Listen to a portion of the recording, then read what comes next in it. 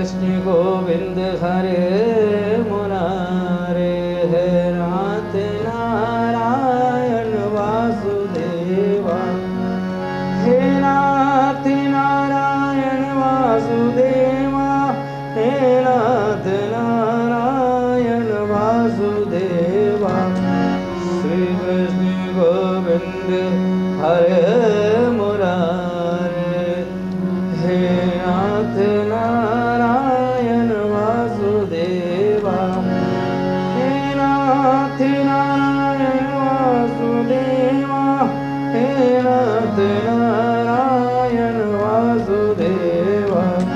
श्री कृष्ण गोविंद हरे मुरारे, हे नाथ नारायण वासुदेवा। और श्रीमन्नारायण नारायण नारायण, श्रीमन्नारायण भवतारायण,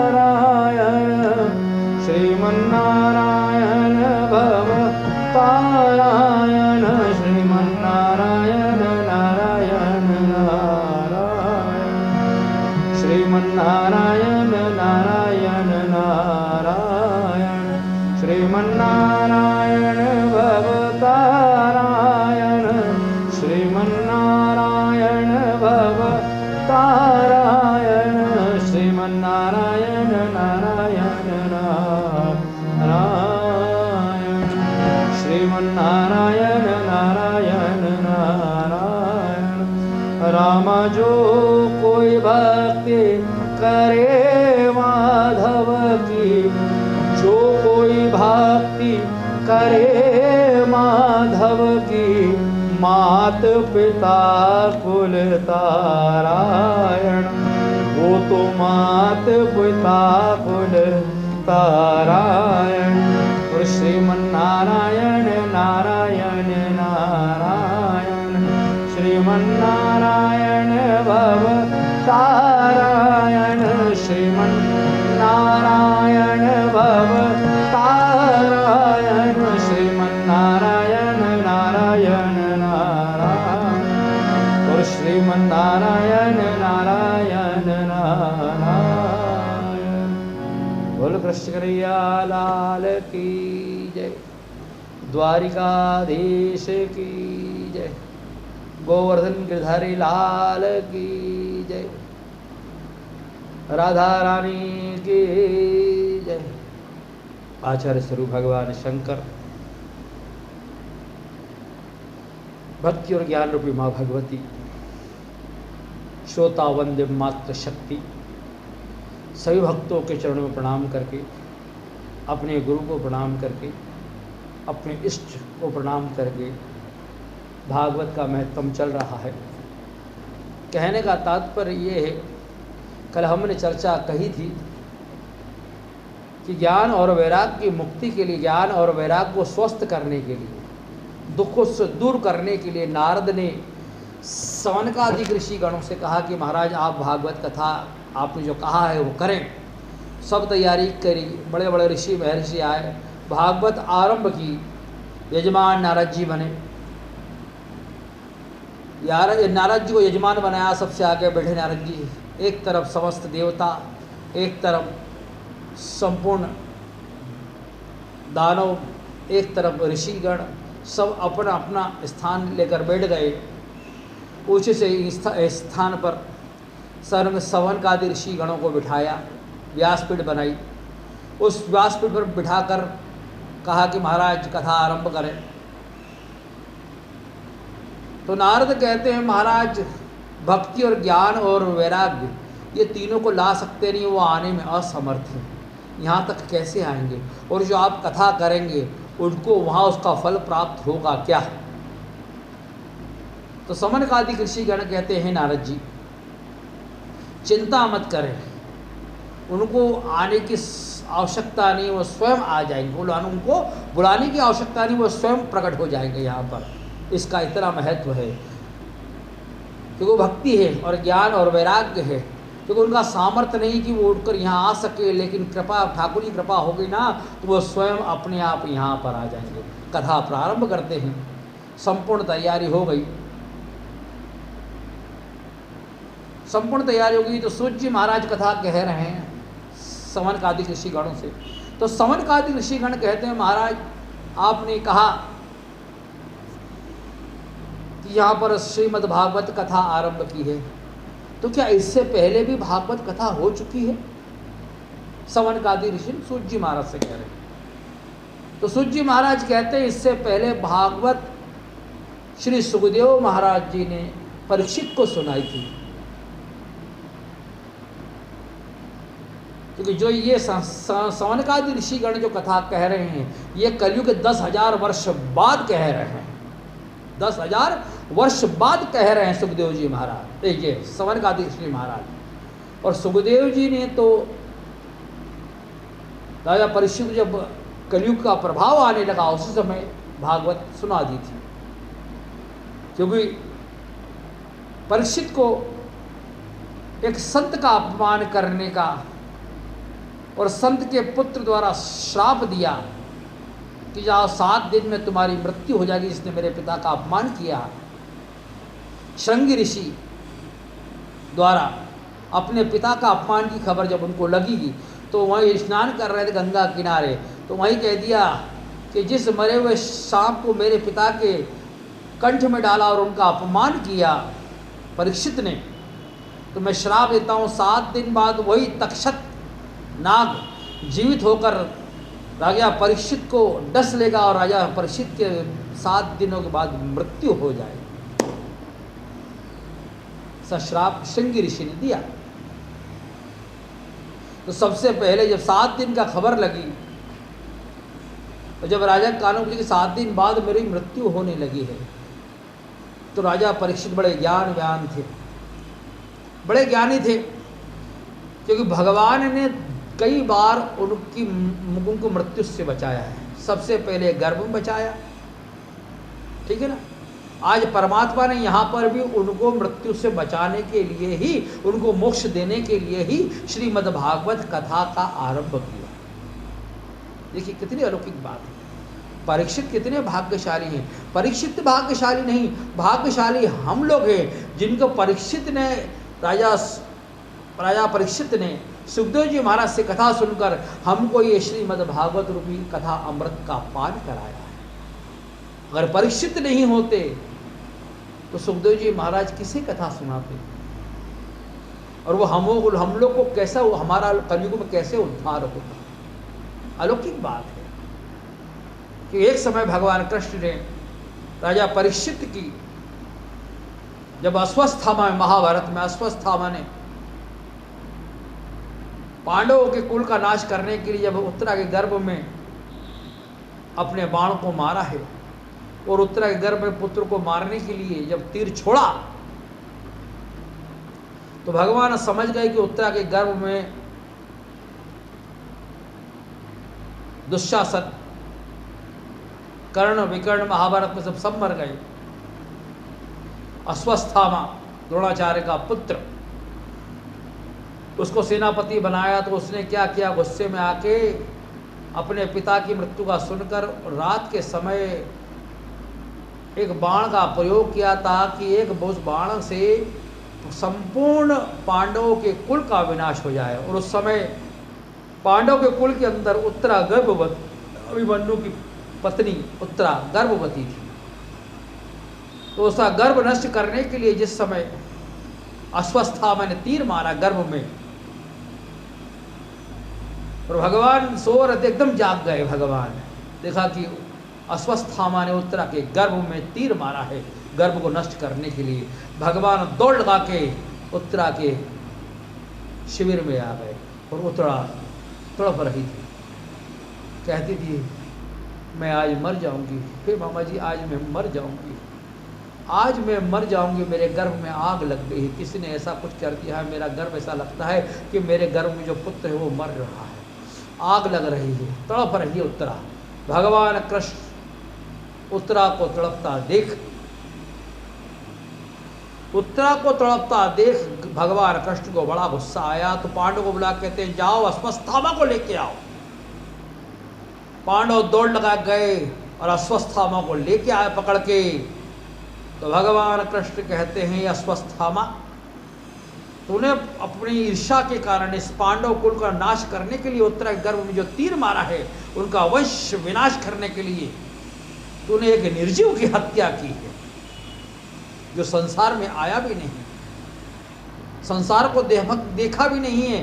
तूने एक निर्जीव की हत्या की। निर्जीव यानी गर्भ में है ना, जीव है, लेकिन जब तक संसार में नहीं आया तो वो जीवित कैसे होगा? पेट में, गर्भ में मां के श्वास ले रहा है, गर्भ में मारने का प्रयत्न किया तूने उसको, जो संसार में देखा नहीं। और ये नियम के विरुद्ध है। जब तक शस्त्र लेके सामने आमने नहीं लड़े तब तक युद्ध करने का अधिकार नहीं। और वो तो संसार में नहीं आया, तूने उसको गर्भ में मारने का प्रयत्न किया। भगवान कहते हैं अस्वस्थामा, तूने जिसको मारा है उसको मैं जिंदा करूंगा, मैं उसको मरने नहीं दूंगा।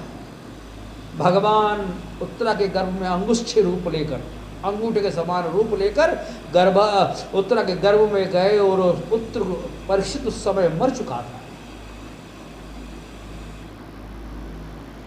उस मरे हुए परीक्षित को भगवान ने उत्तरा के गर्भ में अंगुष्ठित रूप लेकर भगवान उस गर्भ में गए उत्तरा के, और उस बालक को फिर से जीवित किया गर्भ में। देखिए, जीवित करके बाहर आए और कहा कि तूने एक जो अभी जन्म भी नहीं लिया उसकी मृत्यु करता है, मैं तुझे इसके लिए कभी क्षमा नहीं करूंगा, इसके लिए तुझे कभी क्षमा नहीं करूंगा। फिर कहा अर्जुन अपने तीर से इसकी मणि निकाल लो, इसका अधिकार नहीं है इसको। इसने एक बालक को मारने के लिए, जो गर्भ में, उसको मारने के लिए अपने तीर को छोड़ा है, नियम का विरुद्ध किया, काम किया है और महापाप किया है। इसने एक बालक की हत्या की है जो गर्भ में। भगवान को बड़ा, क्योंकि भगवान को जो परमात्मा जिस जीव को हमारे पेट में उत्पन्न करता है ना, अगर उस जीव की हम हत्या कर दें, आज भ्रूण हत्या कितनी हो रही है संसार में। लोग चेक कराते हैं भैया लड़का है या लड़की, लड़की हो तो बोले गिरा दो। तो अश्वस्थामा ने भ्रूण हत्या करने का प्रयत्न किया तो भगवान उससे इतने रुष्ट हो गए। हम कितनी भ्रूण हत्या करते तो उसका पाप कौन भुगतेगा? उसके पाप के भावी कौन बनेगा? जब एक भ्रूण हत्या करने के लिए भगवान ने अश्वस्थामा को इतने भयंकर सजा दी कि आज भी वो संसार में भटक रहा है, प्रेत योनि से भी गई भी थी, उसकी दशा हो गई है, भटक रहा है मोक्ष पाने के लिए, मौत पाने के लिए भटकता है, लेकिन मृत्यु आती नहीं। उसके जहाँ से मणि निकाली थी ना, उस मणि से आज, मणि की जगह आज भी खून निकल रहा है अश्वस्थामा, और आज भी जिंदा है अश्वस्थामा, और तड़प रहा है मृत्यु के लिए, एक भ्रूण हत्या करने के लिए भगवान ने इतनी बड़ी सजा की। तो हम संसार में भ्रूण हत्या कितनी कर रहे हैं? बोले लड़की है तो मार दो, और पुत्र है तो बोले हमें चाहिए। तो उसका पाप का भागी कौन बनेगा साहब? सबसे बड़ा पाप का भागी वो होता है जो जीव हत्या करता है। संसार में सबसे बड़े 5 पाप होते हैं। बोले कौन सा? बोले ब्राह्मण की हत्या पहली, दूसरी गौ हत्या, तीसरा मदिरा पान करने वाला, और चौथा वेश्या के जाने वाला। ये 5 पाप। और इनमें 4 पाप है। 5वां पाप कौन है? जो इनके साथ इनके काम में सहयोग करता है, वो भी पाप का भागी। ये 5 पाप है संसार, सबसे बड़े पाप है। हम भ्रूण हत्या करते हैं, है ना, चेक कराते भैया लड़की है क्या, मार दो, नहीं चाहिए, लड़का है, हाँ रख दो। इस भ्रूण हत्या का पाप कौन भुगतेगा? आज नहीं तो कल आपको उसकी सजा मिलेगी। किसी भी व्यक्ति को भ्रूण हत्या नहीं करना चाहिए। परमात्मा जो दे, इस लड़की दे, लड़का दे, कुछ भी दे परमात्मा, उसमें इंसान को अपने जीव को, अपने भाग्य में अगर कन्या लिखी है तो कन्या कम होती है? राजा दक्ष के 27 कन्या थी। बोलिया कितना भाग्य। और जो कन्यादान करता है ना, उसे 4 धाम जाने की आवश्यकता नहीं, 4 तीर्थ करने की आवश्यकता नहीं। जो कन्यादान करता है, भगवान कहते हैं कन्यादान सबसे बड़ा दान होता है संसार में। जिसने कन्यादान नहीं करा संसार में, उसको मोक्ष मिलने वाली नहीं है। तो संसार में जो कन्या, जिसकी कन्या उत्पन्न होती है और जो कन्यादान करता है ना, कहते हैं कि वो ब्रह्मलोक का भोगने वाला होता है, वो बैकुंठ में जाता है जो कन्यादान करता है। और हम उस कन्या को मारने के लिए भ्रूण हत्या करते हैं, उसका पाप का भागी कौन बनेगा? है? कई लोग गुरु भी कहते हैं कन्या हुई मार दो, कई लोग कहते हैं। इसका पाप जो आपको राय दे रहा है वो भी बड़ा महापापी है। और अगर आप जो भ्रूण हत्या कर रहे हैं एक देवी की जो संसार में नहीं है, उसको मारने का प्रयत्न कर रहे हैं, सबसे बड़े पाप के भागी आप हैं। तो आज नहीं तो कल, कल नहीं तो परसों आपको इसका फल भुगतना पड़ेगा। कभी भी भ्रूण हत्या नहीं करना चाहिए। एक भ्रूण हत्या करने के लिए अस्वस्था आज तक संसार में भटक रहा है मृत्यु पाने के लिए, लेकिन भगवान उसको मृत्यु देते नहीं। लेकिन हमने कितनी भ्रूण हत्या की है ये विचार करें संसार में। और जो कन्यादान करता है ना संसार में, उससे बड़ा भाग्यशाली। उसने संसार में भगवान की पूजा करी ना करी कोई बात नहीं, भगवान कहते हैं संसार में मैं उसको वो मोक्ष देता हूं जो कन्यादान करता है, जो अपने जिगर के टुकड़ों को दान करता है कन्यादान, उसको भगवान कहते हो मेरी पूजा करे चाहे मत करे मैं उसको मोक्ष देता हूँ। इतना बड़ा दान है साहब।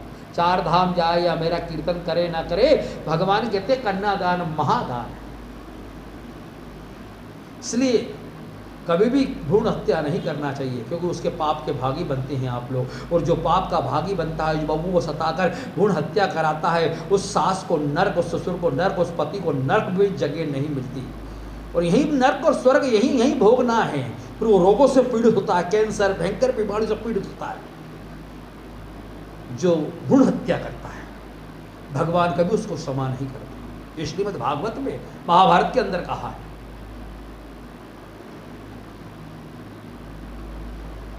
तो परीक्षित उस गर्भ को भगवान ने जीवित किया। परीक्षित को आज परीक्षित चक्रवर्ती सम्राट राजा बने हैं, लेकिन बुद्धि का कलयुग के प्रभाव से बुद्धि भ्रष्ट हो गई और गुरु का अपमान किया है, एक ऋषि का अपमान किया। उसके ऋषि ने पुत्र ने श्राप दिया कि 7 दिन बाद तुम्हारा जिस मरे हुए श्राप से आपने मेरे पिता का अपमान किया वही तक्षक 7 दिन बाद आपको डस लेगा, आपकी मृत्यु हो जाएगी। जब राजा के पास ऐसी खबर लगी परीक्षित बात कि 7 दिन बाद मेरी मृत्यु होने वाली है, राजा परीक्षित घबरा गए। बड़े बड़े विद्वान से पूछते कि साहब 7 दिन बाद मेरी मृत्यु होने वाली है, ऐसा क्या कर्म करोगे ताकि मृत्यु से पहले ही मैं मोक्ष को प्राप्त हो जाऊं। जब ऐसा कहा सबके पास जाने लगे, सब विद्वानों से कोई इसका जवाब देने के लिए तैयार नहीं हुआ कि इसे मुक्ति कैसे मिल सके।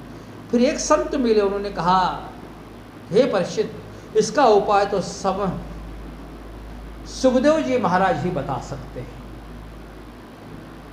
अब तो परीक्षित सुखदेव जी महाराज को ढूंढने लगे। जब सुखदेव जी महाराज से भेंट हुई तो सुखदेव जी महाराज को प्रणाम करके कहते हैं हे ऋषिगण प्रणाम करता हूँ, 7 दिन बाद मेरी मृत्यु होने वाली है। ये बताइएगा 7 दिन के अंदर कुछ ऐसी योजना हो सकती है कि जो मुझे मोक्ष मिल जाए। मुझे एक ऋषि का श्राप लग गया है, ऋषि के पुत्र का श्राप लग गया है। 7 दिन बाद एक नाग आकर तक्षक नाग आकर डस देगा, उससे मेरी मृत्यु हो जाएगी। हे ऋषि आप बताइए कि इस मेरा मोक्ष का साधन क्या हो, मैं इससे छुटकारा कैसे पाऊं। तो सुखदेव जी महाराज कहते हैं हे ऋषिगण, हे परीक्षित चक्रवर्ती सम्राट, 7 दिन के अंदर श्रीमद् भागवत कथा से आपको मोक्ष मिल जाएगा। श्रीमद् भागवत कथा से 7 दिन के अंदर आपको नाग डसने से पहले ही आप मोक्ष को प्राप्त हो जाएंगे। जब ऐसा कहा तो राजा परीक्षित कहते हैं महाराज तो मैं आज से श्रीमद् भागवत। बोले श्रीमद् भागवत क्या है? राजा परीक्षित कहते हैं। तो सुखदेव जी महाराज कहते हैं महाराज हे राजन, आप पूछ रहे हैं श्रीमद् भागवत क्या है? आप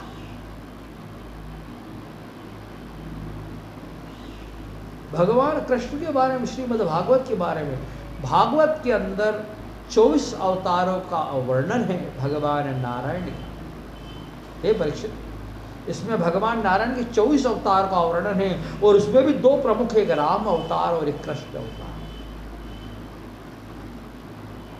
और इसमें भी प्रमुख ज्यादा है भगवान कृष्ण की बाल लीलाएं, महाभारत का प्रसंग, राधा और भगवान कृष्ण का प्रेम, गोकुल वासियों का भगवान के प्रति स्नेह, ये संपूर्ण श्रीमद् भागवत कथा में है। और जो भागवत कथा सुनता है ना, उससे मोक्ष प्राप्त हो जाती है। ये मनुष्यों के लिए साथ साथ जो हमारे पितृ हैं ना, उनको भी श्रीमद् भागवत मोक्ष दे देती है। जो पितृ योनि में चले गए, जो प्रेत योनि चले गए, ये श्रीमद् भागवत ऐसी अलौकिक कथा है। सवनकादिक ऋषि गण कहते हैं, सूत जी महाराज, तो सबसे पहले सुखदेव जी महाराज ने सुनाई परीक्षित जी को। तो सूत जी महाराज कहते हैं हाँ, 7 दिन तक कथा सुनी। सुखदेव जी महाराज ने संपूर्ण कथा सुनाई। 7वें दिन बैकुंठ से देवता आए, राजा परीक्षित को उसमें बिठाकर बैकुंठ ले गए, और परीक्षित को मोक्ष की प्राप्ति हो। लेकिन एक बात बताऊं, सूत जी महाराज कहते हैं, हे ऋषिगणों, यहाँ पर देवताओं ने भी बड़ा चालाक सा वर्णन किया। जिस समय श्रीमद् भागवत की तैयारी परीक्षित करने लगे और संपूर्ण तैयारी हो गई श्रीमद् भागवत की, तो जब सब बैठ गए तो उस समय देवता अमृत का घड़ा लेकर आए सुखदेव जी के पास। हे सुखदेव जी महाराज, हम देवता ये अमृत का घड़ा, ये अमृत का पान परीक्षित को करा देते हैं, इससे इनकी मृत्यु होने वाली नहीं। आप ये अमृत का घड़ा ले लें और श्रीमद् भागवत रूपी अमृत हमें प्रदान करें। देखिए कैसी अलौकिक कथा है श्रीमद् भागवत। अमृत भी उसके आगे क्षण भर है, अमृत का महत्व भी जिसके आगे खत्म हो जाता है, वो श्रीमद् भागवत। अमृत लेके आज इस समय भागवत चालू करी। तो सुखदेव जी महाराज कहते हैं, हे देवता, आप लोग सदा स्वार्थी क्यों होते हैं? केवल अपने स्वार्थ के लिए ही सोचते हैं, कभी जनहित के लिए कभी सोचा नहीं आप लोगों ने। ये अमृत का पान मुझे करा रहे हैं, ये परीक्षित को करा रहे हैं। इस अमृत से बढ़कर महाअमृत का पान मैं श्रीमद् भागवत कथा कर रहा हूं। ये तो केवल अमर करेगी, लेकिन श्रीमद् भागवत तो मोक्ष दे देगी। वो है श्रीमद् भागवत कथा। और ये अमृत आप अपने साथ ले जाइए। और ये कथा आपके लिए नहीं, ये अमृत आपके लिए नहीं, ये अमृत उनके लिए जो भगवान में श्रद्धा प्रेम रखता हो, जो भगवान में विश्वास रखता हो, जो भगवान से स्नेह करता हो, जो भगवान में अपना जीवन समर्पण करता हो, उसके लिए ये कथा है श्रीमद् भागवत। और ये आपके अमृत से भी ज़्यादा अलौकिक है। आपका अमृत तो पीने के बाद अमर होता, मरता नहीं, लेकिन श्रीमद् भागवत वो अमृत है जो सीधे मोक्ष दे देती है, मृत्यु और जन्म के प्रयाग से ही खत्म हो जाता है। श्रीमद् भागवत वो है अलौकिक। जब ऐसा कहा, देवता को मुंह उतर गया। अमृत ले आने के कहा कि अमृत आप लोग जाओ, मुझे परीक्षित को ये अमृत नहीं देना, मुझे परीक्षित को अलौकिक अमृत देना है संसार में, जो जन कल्याण के लिए होगा। ये अमृत तो केवल देवताओं के लिए होगा, लेकिन ये अमृत जो मैं देने वाला हूँ राजा परीक्षित को, इस संपूर्ण संसार को, ये अमृत तो जीव मात्र के कल्याण के लिए होगा। इसलिए अमृत कथा सुना रहा हूँ। और जो इस अमृत कथा को सुनेगा वो कितना बड़ा भी पापी हो, जिसने परमात्मा एक क्षण में भी नाम ना लिया हो। केवल मोक्ष नहीं देती भागवत, फिर जिसके संतान नहीं हो भागवत कराओ, संतान प्राप्ति होती है। जो रोगों से पीड़ित है भागवत सुनाओ, उसका रोग दूर हो जाएगा। काम धंधा नहीं चलता हो, श्रीमद् भागवत कराइए, आपका काम धंधा चलने लगेगा। भागवत हमारे जीव के हमारे शरीर संसार में जितने भी दुख हैं उनको दुख दूर करने का प्रयत्न श्रीमद् भागवत कर देती है। उन दुखों को दूर कर दी। कोई सा भी दुख हो, संतान नहीं हो, संतान हो जाती है। धंधा नहीं चलता हो धंधा चलने लगेगा, बच्चा नहीं हो तो हो जाएगा, रोगों से पीड़ित हो उसको रोग दूर हो जाएंगे। ये श्रीमद् भागवत कहती है, ऐसी अलौकिक कथा है। तो हम ये अमृत पान परीक्षित द्वारा क्या करूंगा, हे देवता तुम जाओ, ऐसी अलौकिक कथा है जो प्रेत को मुक्ति देती। केवल मुक्ति के लिए नहीं होती, हमारे जीवन को व्यवस्थित करने के लिए श्रीमद् भागवत, हमारे संसार में, इस कलियुग रूपी संसार में दुख है ना, उनको दुख दूर करने के लिए श्रीमद् भागवत कथा होती है। सारे दुख को दूर कर देती है, कोई दुख नहीं होता है। वो अलौकिक कथा है श्रीमद् भागवत। क्षमा करें साहब, आजकल लोग भागवत के अंदर बहुत विचित्र कथाएं कहते हैं और बड़ी विचित्र मन की कुछ भी कथा सुनाते हैं, है ना, यारी दोस्ती गृहस्थी ये कथा सुनाते हैं। श्रीमद् भागवत में कथाओं की कमी का 365 अध्याय वो सुनाइए ना भगवान की। दोस्त यार गए, ऐसा हो गया वैसा हो गया, फालतू बातें क्यों। श्री भगवान जिनकी कथा है उनके बारे में चर्चा करें, भगवान के बारे में चर्चा करें। श्रीमद् भागवत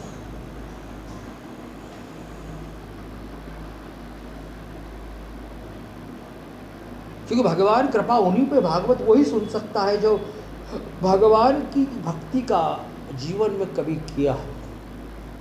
भगवान कहते हैं श्रीमद् भागवत वही सुन सकता है जिस पे मेरी कृपा हो। एक नहीं कई जन्मों के पुण्य उदय होते हैं जब श्रीमद् भागवत सुनता है। रामायण में कहा है, एक समय एक भक्त ने नारद जी ने पूछा, भगवान आपकी शरण में हर कोई आ सकता है, जिससे मैं आपकी शरण में, संसार में सभी जीव आपकी शरण में से आ सकते हैं क्या? नारद ने पूछा भगवान से, तो राम जी से पूछा, तो राम जी कहते हैं मेरी शरण में हर कोई आ सकता नहीं। सुंदरकांड में 42वें दोहे के बाद बोले, सन्मुख होए जीव मोहि जब ही, हम भगवान को सहजता से लेते हैं। मंदिर चले जाएंगे, कोई अब बाद में करना भी टाइम नहीं है। बोले उसको लगता है कि बोले भजन तो केवल बुढ़ापे में करना चाहिए, जवानी भजन तो नहीं होता। अब जवानी तो बोले कमाने के लिए और ऐश करने के लिए, दारू पीना, ये करना वो करना, अनगढ़ काम करने के लिए होती जवानी, भगवान के लिए नहीं होती वैसा, ये लोगों का मानना। लेकिन एक बात बता दूं, जिस संसार के सारे काम जवानी में होते हैं ना, उस प्रकार भगवान की भक्ति भी जवानी में होती है, बुढ़ापे में भक्ति नहीं होती साहब। श्रीमद् भागवत तो भगवान से पूछा नारद जी ने कि भगवान आपकी शरण में तो कोई भी आ सकता है? तो भगवान कहते हैं, नारद मेरी शरण में हर कोई आ सकता नहीं, मेरी शरण में वही आ सकता है जिससे मेरी इच्छा हो कि ये मेरी शरण में आना चाहिए। जिसे मैं नहीं चाहूं वो मेरी शरण में आ सकता नहीं है। और बोले सन्मुख होए जीव मोहि जब ही, जन्म कोटि अग्नाशे तभी, जब कई जन्मों के पुण्य उदय होते हैं ना, तब मेरी शरण में आता है मनुष्य। बोलो आप, हम भगवान को सहज समझते हैं, लेकिन जिनके बिगर एक पत्ता नहीं हिलता, जिनके बिगर संसार में एक पत्ता नहीं हिलता, और हम उनको कुछ समझते ही नहीं। भागवत चल रही, अरे हाँ ठीक है, जिसकी यहाँ भागवत चल रही है वही सब काम में व्यस्त है, खाने पीने, वो भागवत सुनने इंटरेस्ट नहीं साहब। अरे वो खाने का करो, अरे ये करो वो करो। भागवत सुन रहे हो, सावधान हो के सुनो, भागवत सुनो, रामायण सुनो, सत्यनारायण, कोई सी भी कथा, भगवान के नाम का जहाँ कीर्तन हो, कोई भी श्रवण करो, भगवान का नाम चलता हो, वहाँ पर सावधान होकर बैठ जाओ, सब काम भूल जाओ, जो हो रहा सब बाद में करेंगे। भगवान का, केवल भगवान का स्मरण करो। कथा क्यों कर रहे हो? दूसरों को सुनाने के लिए कि खुद के मोक्ष के लिए? और भगवान के मोक्ष, स्वयं के मोक्ष के लिए भागवत कथा ना सुने, फिर भागवत कथा का आनंद लीजिए। मोक्ष के लिए ना सोचे कि मुझे मोक्ष मिले ना। मैं तो कहता हूँ सबसे बड़ा अभागा वो होता है जो मोक्ष की कामना करता है। अभागा वो होता है जो मोक्ष की कामना करके भगवान कथा करता है। मैं तो कहता हूँ भगवान 84,000 योनियाँ है ना, कोई सी भी योनि दे, क्योंकि मैंने जो अनुभव किया है पढ़ने पे, मैंने जो अनुभव, जो मेरा जो विचार है जो पढ़ने पे, भगवान में मेरी धारणा है, किसी की नहीं। भगवान में मोक्ष नहीं चाहता, और मैं आपको बुलाना भी नहीं चाहता। क्यों? क्योंकि जो मज़ा आपकी भक्ति में है, जो मज़ा आपके कीर्तन में, जो मज़ा आपके श्रवण में है, क्योंकि अगर आप मिल जाएंगे तो जीवन जीने का आनंद ही खत्म हो जाएगा। कि वो लालसा कि भगवान आएंगे दर्शन देंगे, आएंगे दर्शन देंगे, उसके लिए हम भगवान के कीर्तन, भजन कीर्तन आदि करते हैं। और भगवान सहज मिल जाए तो फिर वो मज़ा ही कहाँ होगा। जब जो चीज़ चाहिए वो मिल जाए तो फिर इंसान प्रयत्न करना छोड़ देता है। तो मुझे मोक्ष नहीं चाहिए भगवान, मैं बार बार मृत्यु और जन्म के इस संसार रूपी में भोगना चाहता हूँ, दुख सुख सब भोगना चाहता हूँ, सबको दुख सुख भोगने की बस एक ही वरदान चाहता हूँ भगवान, बोले आपका कीर्तन, आपका भजन, आपका स्मरण सदा चलता रहे इस चित्त में। कभी भी इस चित्त से आपको अपने चित्त से दूर न कर सकूं भगवान। मुझे मोक्ष नहीं चाहिए प्रभु। भागवत सुन लूँ, रामायण सुन लूँ, करूँ प्रवचन करूँ, कीर्तन करूँ, सब कुछ करूँ, मोक्ष नहीं चाहिए भगवान। मैं तो मनुष्य रूपी जन्म लेना चाहता हूँ। मनुष्य नहीं, कोई से योनि में भी दे, कौवे को कागा कागा। रामायण काकभूषण जी ने रामायण कही बोलिया, जो हमारा पिंड खाता है। भगवान कोई सी भी योनि दे, पर उस योनि में इतनी कृपा करना कि तेरा नाम स्मरण कर सकूं, बस।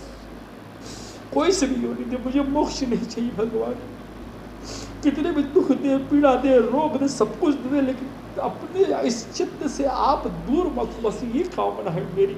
और ऐसी भावना लेके हर भक्त को बैठना चाहिए। मोक्ष के लिए नहीं चाहिए, पर भगवान का स्मरण सावधान होकर सुने सर।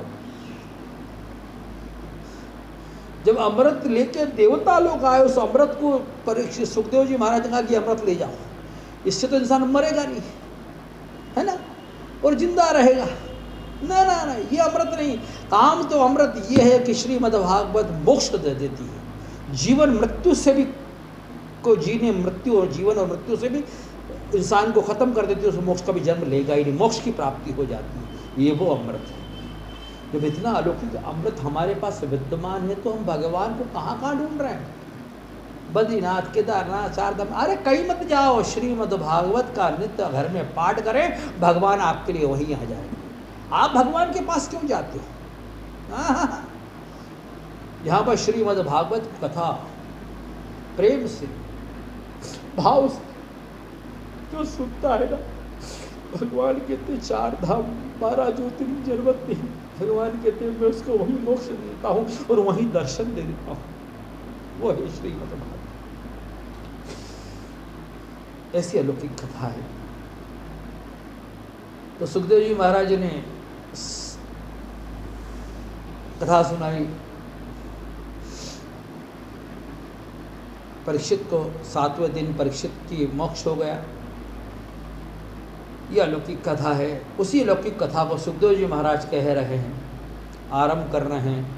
कथा आरंभ की सुखदेव जी महाराज ने।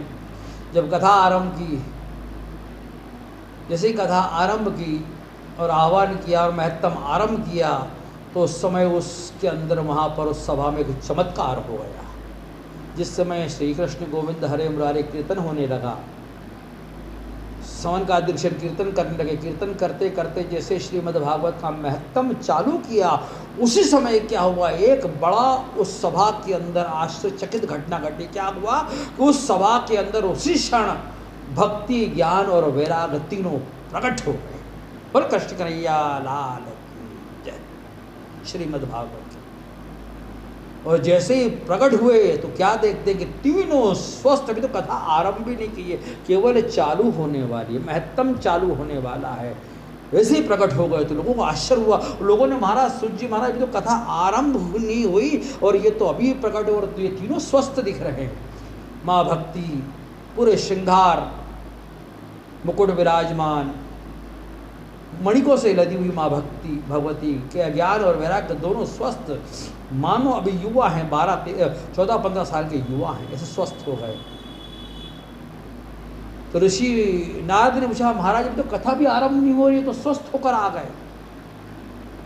तो सुखदेव समन का आदि ऋषि गण कहते हैं कि हे देव ऋषि, भक्ति को इसलिए आना पड़ा क्योंकि इन श्लोकों का अर्थ ही भक्ति से होता है, और जब तक भक्ति नहीं होगी तब तक इस श्लोकों का अर्थ बताने में असमर्थ है। भक्ति ही श्लोक है, भक्ति में ही भक्ति ही श्लोक है, श्लोक में ही भक्ति है। श्लोकों का अर्थ नहीं होगा तो भक्ति रूपी कैसे होगी? जब तक भक्ति नहीं होगी तब तक परमात्मा की पूजा अर्चना वंदना नहीं होगी। इसलिए भागवत आरंभ हो रही है, इसलिए भक्ति को आना ही पड़ा। और देखिए तीनों स्वस्थ हो गए श्रीमद् भागवत का। फिर यहाँ पर सुखदेव जी सवनकादि ऋषि ने 7 दिन की कथा कही कि 7 दिन में कथा पूर्ण होना चाहिए। क्यों होना चाहिए? क्योंकि 7 दिन तक जो कथा कह रहते हैं, यजमान रहते हैं, उनको उपास करें, एक टाइम फलियार लें, और काम क्रोध मोह माया मत्सर इनसे 7 दिन के लिए दूर रहें। संपूर्ण भक्ति भगवान में हर श्वास पे परमात्मा ओम नमो भगवते वासुदेवा की माला करें अंदर, है ना, 7 दिन के लिए संपूर्ण 7 दिन परमात्मा मय अपने आप को कर दें।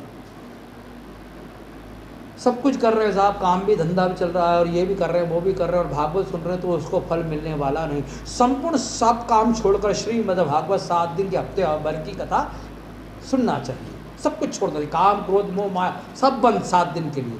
क्यों? हमारे कोई मर जाता है 7 दिन के लिए या 5 दिन के लिए, हम बंद करते हैं 3-4 दिन के लिए, 3 दिन बाद खोलते हैं ना। तो 7 दिन के लिए समझ लो हमारे जीवन के अंदर कुछ, हमारे जीवन में कुछ दिव्य होने वाला है। 7 दिन के अंदर कुछ दिव्य प्राप्त होने वाले, इसलिए हम सब कुछ छोड़ कर केवल परमात्मा में हो जाए। हमारे रोम रोम में से श्वास श्वास में से ओम नमो भगवते वासुदेवाय, ओम नमो दिन भर ओम नमो भगवते वासुदेवाय, ओम नमो भगवते वासुदेवाय के मन का जाप करना चाहिए 7 दिन के लिए। ये व्रत है, संकल्प है श्रीमद् भागवत का। 1 दिन के लिए फरियार, 7 दिन के लिए फरियार करें, ठीक है ना, ब्राह्मणों को दान करें, सोने का सिंहासन पर भगवान श्री ठाकुर को विराजमान करें, और 7 दिन तक ब्राह्मणों को भोजन का दान करावें, ब्राह्मण को गौओं को भोजन का दान करावें, इन सबको दान करावें 7 दिन तक। जैसा सामर्थ्य हो वैसा दान करें। किसी का सिंहासन, सोने सिंहासन देने का दान नहीं, छोटा सा, तो वो छोटे से लकड़ी का सिंहासन दान कर सकता है। जैसी अवस्था हो दान करें, और भगवान का 7 दिन के लिए केवल इस शरीर को कृष्णमय कर लें, राममय कर लें, कृष्णमय कर लें, शिवमय कर लें, देवीमय कर लें। बस शरीर में केवल परमात्मा का नाम का स्मरण 7 दिन तक करना चाहिए। भगवान कहते हैं जो 7 दिन तक श्रीमद् भागवत का कथा प्रेम से सुनता है ना, और सबसे आगे बैठे और हाथ में चावल लेके बैठे, और बैठने के बाद भगवान भोलेनाथ का ध्यान करें, भले आप किसी के भक्त हो, क्योंकि भक्ति जो है ना केवल भगवान शिव के अधीन। हाँ, और भगवान भक्ति श्रोता कौन बना है? हमेशा भगवान शिव। भगवान शिव का स्मरण करें, भोलेनाथ का स्मरण, हमारे गुरु महाराज का स्मरण करें भोलेनाथ का, कि प्रभु आइए और मेरे चित्त में स्थान ग्रहण करें भोलेनाथ, और इस चित्त में स्थान ग्रहण करके ताकि मैं भी इस कथा को प्रेम से सुनूं, और आप मेरे चित्त में बैठकर उस कथा को श्रवण करें, ताकि मेरा जीवन भी आपके द्वारा धन्य हो जाए। ऐसे भगवान शिव का आह्वान करें, और भोलेनाथ का आह्वान करके कथा सुने 7 दिन तक प्रेम को। किसको अपशब्द न करें, गुस्सा न करें, क्योंकि इस 7 दिन के अंदर आपको देखिए जितना जिस चीज़ से दूर रहेंगे ना, वो उतनी से कुछ नुकसान होगा, कुछ ये होगा वो होगा। भगवान ये देखते हैं, है ना, भगवान देखेंगे इसके कितना अपने आप को कंट्रोल कर रखा है, कुछ अपशब्द नहीं कहना, किसी को गाली नहीं बकना, है ना, सबको ब्राह्मणों को भोजन कराना, है ना, गाँव को गैयाओं को भोजन कराना। जैसा आपका सामर्थ्य हो वैसा श्रीमद् भागवत सुने, और जो व्यासपीठ पे आचार्य जी बैठे हैं उन्हें यथावत अपनी जो इच्छा हुई वो दान दीजिए, और श्रीमद् भागवत के खुद के मोक्ष के लिए और पितरों के मोक्ष के लिए भगवान से वंदना करके बैठें कि ठाकुर जी हम सभी को मोक्ष दें, हमारे परिवार में मोक्ष दे, हमारे इस परिवार के दुखों को दूर करे, और हमारे आपके चरणों में स्थान दे, और हम आपके प्रेम में डूबे रहें। ऐसी कल्पना सप्ताह भर लेके बैठे श्रीमद् भागवत कथा हफ्ते में सुने, ये कथा है अमृत। 7 दिन भागवत कथा की, सवनकादिक ऋषिगण ने सबने नारायण नारायण भागवत श्रीमद् भागवत आनंद लिया और भक्ति रूपी और ज्ञान और वैराग्य दोनों स्वस्थ हो गए। घर की ओर जाने लगे। श्रीमद् भागवत कथा सब सुन रहे हैं, नित्य कथा सुनते थे। तो कथा में सवनकादिक ऋषिगण कहते हैं कि यहाँ पर तो भक्ति और ज्ञान के लिए श्रीमद् भागवत कथा कही, लेकिन एक कथा का एक प्रसंग और है जो इस पृथ्वी पर गौकर्ण ने कही। किसे कही ये आपको इस अध्याय में बताएंगे। बोलो कृष्ण कन्हैया लाल की जय। अब ये कल बताएंगे, आज के लिए इतना ही। सभी भक्तों से निवेदन है मेरी कथा सुने, अच्छी लगे सब्सक्राइब करें और अपने विचार लिखें मेरे प्रवचनों के बारे में, ताकि मैं आपको अच्छे से अच्छे प्रवचन सुना सकूं। अभी मैं कथा पूर्ण करके आया हूं खेड़ी घाट पर। श्रीमद् भागवत थी मेरी, रामायण भागवत करता हूं जैसा आता है अब, ठीक है। भगवान की कृपा है, जैसी ठाकुर जी चाहते हैं वैसी हो जाती है। सभी भक्तों को प्रणाम। और सभी मेरी भागवत सुनते हों और कुछ कहना चाहते हो तो अपने विचार लिखें कि भागवत आपको कैसी लग रही है,